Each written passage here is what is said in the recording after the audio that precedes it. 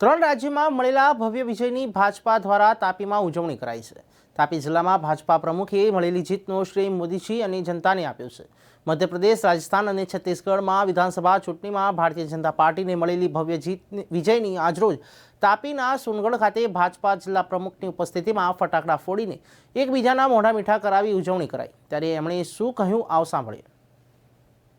માનનીય વડાપ્રધાન શ્રી નરેન્દ્રભાઈ મોદી સાહેબની ગેરંટી પર વિશ્વાસ રાખીને ત્રણ રાજ્યોમાં મતદારોએ જે ખૂબ ભારતીય જનતા પાર્ટીને ખૂબે મત આપીને ભવ્ય વિજય અપાવ્યો છે એ બદલ ત્રણ રાજ્યના ભારતીય જનતા પાર્ટીના કાર્યકરો અને નગર ત્યાંના રહેવાસીઓ અને મતદારોને ખૂબ અભિનંદન અને શુભેચ્છાઓ આપું છું। અને મોદી સાહેબની ફરી વખત એક મોદી સાહેબના વચન પર અને મોદી સાહેબની ગેરંટી પર વિશ્વાસ રાખીને લોકોએ જે ભવ્ય મતદાન કર્યું છે અને ભવ્ય વિજય અપાવ્યો છે